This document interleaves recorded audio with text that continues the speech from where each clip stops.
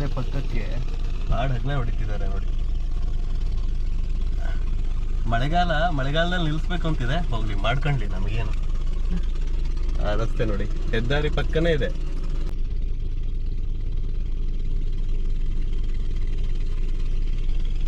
Quarry ಮಾಡಿಕೊಂಡು ಲಾರಿಗೆ ತುಂಬಿಸ್ಕೊಂಡು ಸಾಗಿಸ್ತಾ ಇದ್ದಂತಹ ಸಂದರ್ಭದಲ್ಲಿ ನಾವಿಲ್ಲಿ ಬಂದು ದಾಳಿ ಮಾಡಿದ್ದೀವಿ.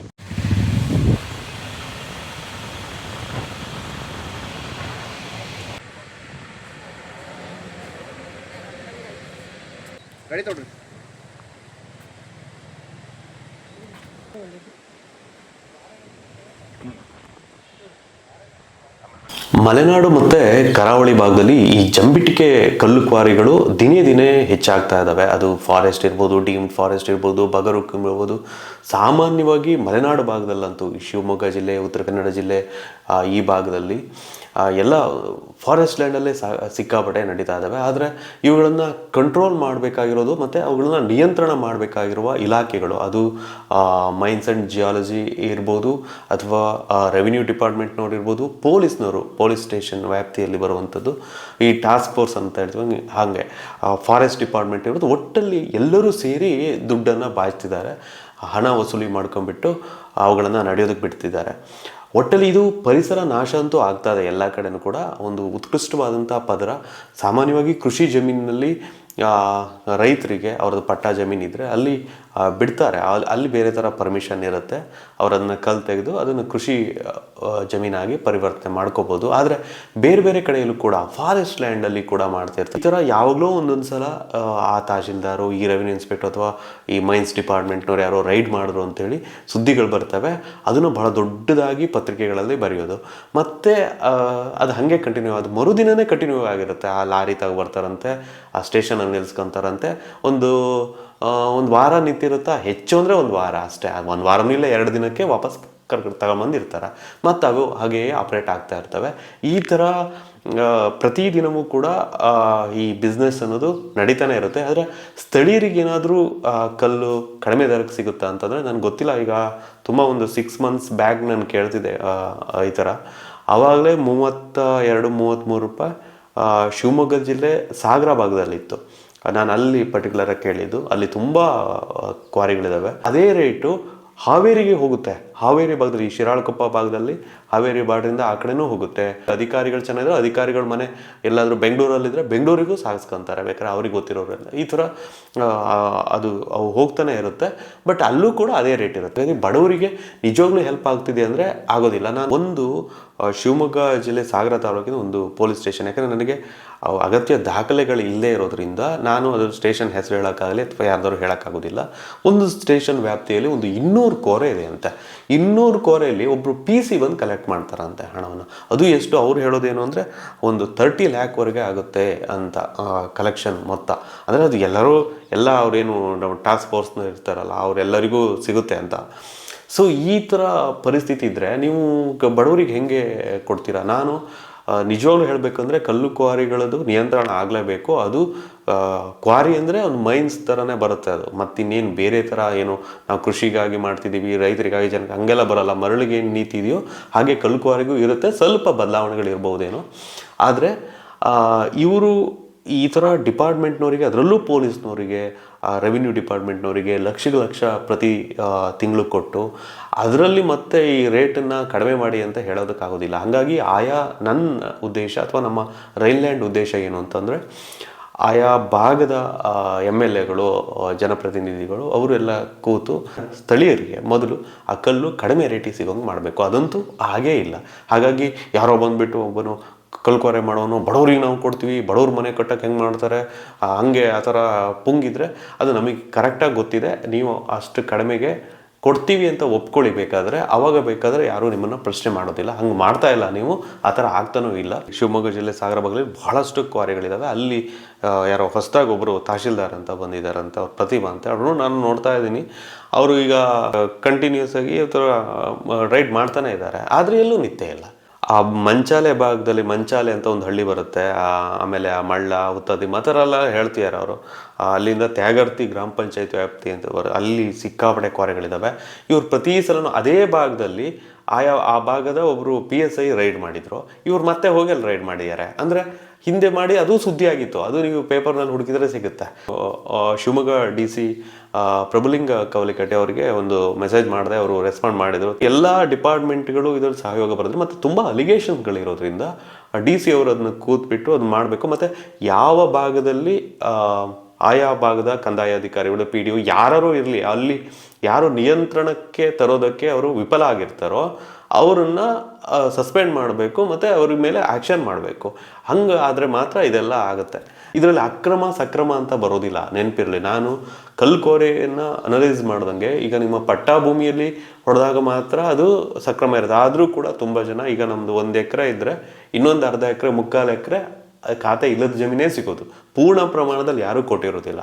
ಅದರಲ್ಲೂ ಕೂಡ ಶಿವಮೊಗ್ಗ ಜಿಲ್ಲೆಯಲ್ಲಿ ಈ ಸೊರಬ, ತೀರ್ಥಹಳ್ಳಿ ಆಗಿರ್ಬೋದು, ಅಥವಾ ಹೊಸನಗರ ಇರ್ಬೋದು, ಸಾಗರ ಅಂತ ಬಿಡಿ, ಅಲ್ಲಿ ಸಿಕ್ಕಾಪಟ್ಟೆ ಇದೆ. ಆ ಭಾಗದಲ್ಲಂತೂ ಸಿಕ್ಕಾಪಟ್ಟೆ ಈ ಫಾರೆಸ್ಟ್ ಲ್ಯಾಂಡಲ್ಲೇ ಆಗೋದು ಅವೆಲ್ಲ.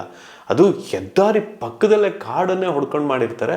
ಇವ್ರು ತಹಶೀಲ್ದಾರ್ ಯಾವುದೋ ಒಂದು ರೈಡ್ ಮಾಡ್ತಾರೆ. ಹೊಸದು ಒಂದೊಂದು ಲೇಯರ್ ತೆಗೆದಿದ್ದಾರೆ. ನಾನು ಆ್ಯಕ್ಚುಲಿ ಪರ್ಟಿಕ್ಯುಲರ್ ಈ ತಹಶೀಲ್ದಾರ್ ರೈಡ್ ಮಾಡಿರೋ ಕೋರೆಯಲ್ಲಿ ಹೋಗಿ ಬಂದಿದ್ದೀನಿ.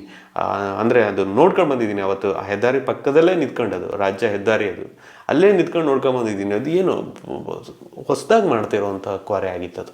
ಆ ಥರ ತುಂಬ ಕೃಷಿ ಜಮೀನುಗಳನ್ನು ಎಲ್ಲ ಕೂಡ ದೊಡ್ಡ ದೊಡ್ಡ ಸ್ವಿಮ್ಮಿಂಗ್ ಪೂಲ್ಗಳಾಗಿದ್ದಾವೆ. ಹಾಗಾಗಿ ನೀವು ಕಲ್ಲು ತೆಗಿತೀನಿ ಅಂದಮೇಲೆ ಅದನ್ನು ಮುಚ್ಚಬೇಕಲ್ವಾ, ಅದನ್ನು ಮುಚ್ಚೋದಕ್ಕೆ ಆಗೋದಿಲ್ಲ. ಅದನ್ನು ಮುಚ್ಚೋದಕ್ಕೆ ಅಂದರೆ ಅದು ಬಗರುಕುಂಬ ಫಾರೆಸ್ಟಲ್ಲಿ ಹೊಡೆದಿರ್ತಾರೆ. ಬಹಳ ಮುಖ್ಯವಾಗಿ ಕೆಲವರು ದಲಿತ ಕಮ್ಯುನಿಟಿ ಅವ್ರದ್ದು ಈ ಒತ್ತುವರಿ ಜಮೀನು, ಬಹಳ ವರ್ಷಗಳ ಜಮೀನನ್ನು ಕೊಟ್ಟು ತಗೊಂಡು ಅವುಗಳನ್ನು ಇದೇ ಥರ ಸ್ವಿಮ್ಮಿಂಗ್ ಪೂಲ್ ಆಗಿ ಮಾಡಿಬಿಟ್ಟು, ಆಮೇಲೆ ಶ್ರೀಮಂತರೆಲ್ಲ ಬಂದು ಅದನ್ನು ಮುಚ್ಚಿ ಬೇರೆ ಕಡೆ ಮತ್ತೆ ಫಾರೆಸ್ಟ್ ಇದನ್ನು ಮಣ್ಣು ತಂದು ಅದಕ್ಕೆ ಮುಚ್ಕೊಂಡು, ಆಮೇಲೆ ಅದಕ್ಕೇನು ತೋಟ ಗೀಟ ಹಾಕ್ಕೊಂಡು, ಆ ಥರ ಎಲ್ಲ ಬಹಳ ದೊಡ್ಡ ಬದಲಾವಣೆ ಈ ಮಲೆನಾಡು ಭಾಗದಲ್ಲಿ ಬಹಳ ವರ್ಷದಿಂದ ಆಗ್ತಾ ಇದೆ. ಈಗ ಲೋಕಾಯುಕ್ತ ರೈಡ್ ಆಯಿತು ಈ ಮರಳು ಮೇಲೆ ಅದಕ್ಕೆಲ್ಲ. ಸೊ ಯಾರು ಮಾತನಾಡಲೇ ಇಲ್ಲ. ಆಮೇಲೆ ಅದು ಏನಾಯಿತು, ಅದರದ್ದು ಸ್ಥಿತಿಗತಿಗಳ ಬಗ್ಗೆ ಗೊತ್ತಿಲ್ಲ. ಲೋಕಾಯುಕ್ತ ಡಿಪಾರ್ಟ್ಮೆಂಟ್ ಅವರು ಎಲ್ಲೆಲ್ಲಿ ಎಷ್ಟೆಷ್ಟು ಈ ಥರದ ಮೈನಿಂಗ್ಸ್ ಇದೆ ಅಧಿಕಾರಿಗಳ ಮೇಲೆ ರೈಡ್ ಮಾಡಬೇಕು ಫಸ್ಟು. ಆಮೇಲೆ ನಾನು ಹೇಳೋದು ಜನರು ಕೂಡ ಬುದ್ಧಿ ಕಲಿಬೇಕು. ಈಗ ಏನಾಗುತ್ತೆ ಅಂದರೆ, ನಾವು ಸಾಮಾನ್ಯವಾಗಿ ಈ ಕಲ್ಲು ಮರಳು ಬಗ್ಗೆ ಎಲ್ಲ ಮಾತಾಡೋಕ್ಕೆ ಹೋಗೋದಿಲ್ಲ. ಏನಕ್ಕೆ ಅಂದರೆ, ಇದು ಅಟ್ಲೀಸ್ಟ್ ಜನರಿಗೆ ಮನೆ ಕಟ್ಟೋದಕ್ಕೆ, ಪಾಪ ಬಡವರಿಗೆ ಬೇಕಾಗುತ್ತೆ. ಇವತ್ತು ನೀವು ಮಲೆನಾಡಿನಲ್ಲಿ ಭಾಗದಲ್ಲಿ, ಕರಾವಳಿ ಭಾಗದಲ್ಲಿ ಮನೆ ಕಟ್ಟಬೇಕು ಅಂದರೆ ಅದು ಜಂಬಿಟಿಗೆ ಕಲ್ಲಲ್ಲೇ ಕಟ್ಟಬೇಕು. ವಿಧಾನಸಭಾ ಸೆಷನ್ನಲ್ಲಿ ಸ್ಪೀಕರ್ ಆಗಿರುತ್ತೆ UT ಖಾದರ್ ಅವರು, ಆ ಭಾಗದಿಂದನೇ ಬಂದವರು. ಅವರಿಗೂ ಕೂಡ ಈ ಥರ ಕಲ್ಲು ಸಮಸ್ಯೆಗಾಗಿ ಪ್ರಶ್ನೆಗಳಿದ್ದಾಗ ಅವರೊಂದು ಮೀಟಿಂಗ್ ಕೂಡ ಮಾಡಿದರು. ಅಂದರೆ ಅವರೇ ಓಪನ್ ಆಗಿ ಹೇಳಿದರು, ಅದರಲ್ಲಿ ನಮಗೆ ಕಲ್ಲು ಈ ಥರ ನಮಗೆ ಬೇಕೇ ಬೇಕು ಮನೆ ಕಟ್ಟೋದಕ್ಕೆ, ನಾವು ಕಟ್ಟೋದೇ ಆ ಕಲ್ಲಲ್ಲಿ ಅಂತ.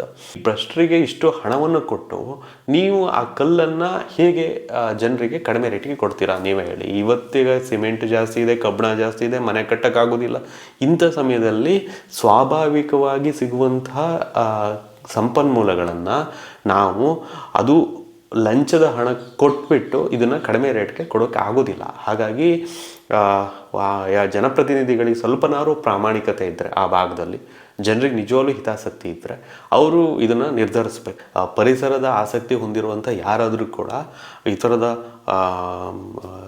ಇಲ್ಲೀಗಲ್ ಕ್ವಾರಿಗಳನ್ನು ಒಪ್ಕೊಳ್ಳೋಕ್ಕೆ ಸಾಧ್ಯ ಇಲ್ಲ. ಆದರೆ ಇಡೀ ಮಲೆನಾಡೇ ಇವತ್ತು ಫಾರೆಸ್ಟು ಮತ್ತು ಈ ಥರ ಪರಿಸರದ ವರ್ತುಲದಲ್ಲಿದೆ.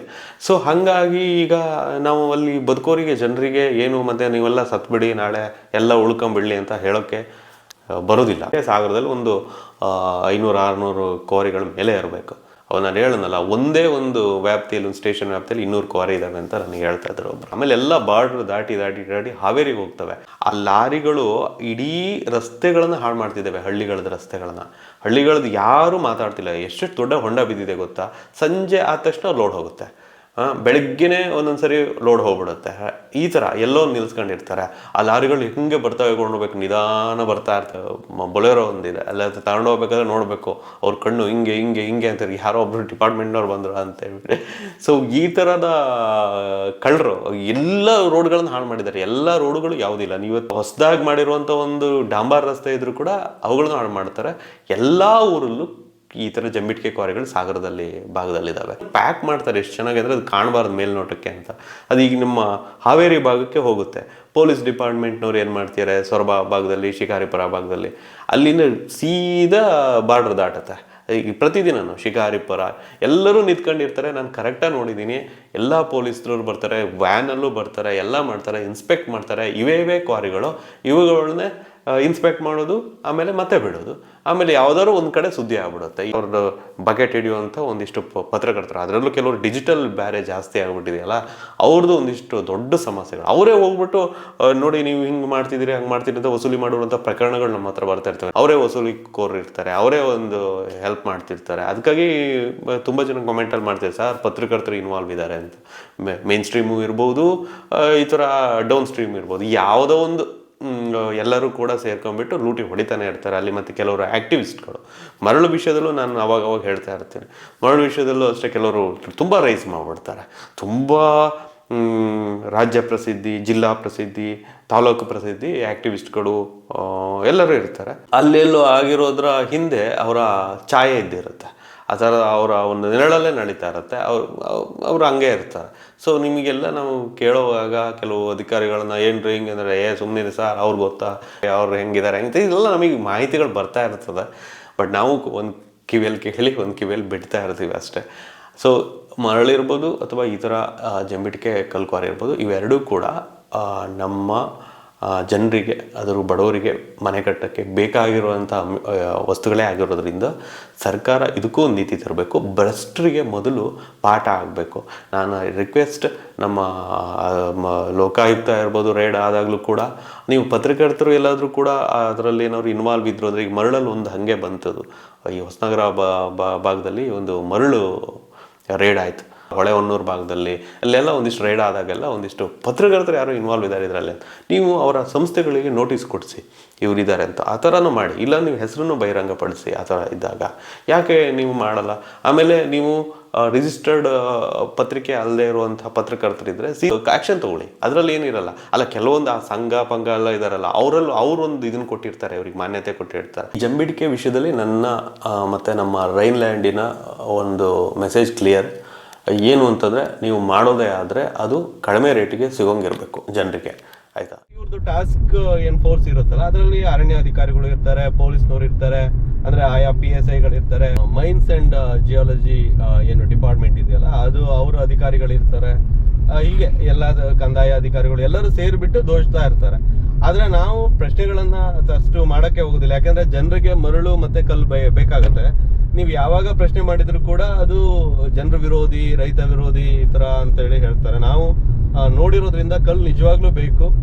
ಜಂಬಿಟ್ಟಿಗೆ ಅದರಲ್ಲೂ ಕೂಡ ಮಲೆನಾಡು ಭಾಗದಲ್ಲಿ, ಅದರಲ್ಲೂ ಸಾಗರ, ಸೊರಬ ಮತ್ತು ಈ ಥರ, ಮತ್ತು ಉತ್ತರ ಕನ್ನಡದಲ್ಲಿ ಸಾಕಷ್ಟು ಭಾಗ, ಮಂಗಳೂರಲ್ಲಿ ಈ ಥರ ಬಹಳ ದೊಡ್ಡ ಮಾಫಿಯಾ ಇದೆ ಇದು. ಅಂದರೆ ಈಗ ನಿಮಗೆ 30-32 ರೂಪಾಯಿವರೆಗೆ ನಿಮಗೆ ಒಂದು ಜಂಬಿಟ್ಟಿಗೆ ಕಲ್ಲು ಇರ್ಬೋದೇನೋ. ನಾನು ಲಾಸ್ಟ್ ಟೈಮ್ ಕೇಳಿದಾಗ ಅಲ್ಲಿ ಮಲೆನಾಡು ಭಾಗದಲ್ಲಿ ಅದು ನಿಮಗೆ ಹಾವೇರಿಗೆ ಹೋದ್ರು ಅದೇ ರೇಟ್ ಇರುತ್ತೆ. ಇಲ್ಲಿ ಜನರಿಗೆ ನೀವು ಹೆಂಗೆ ಕಡಿಮೆ ರೇಟಿಗೆ ಕೊಟ್ಟಂಗೆ ಆಗುತ್ತೆ ಹೇಳಿ?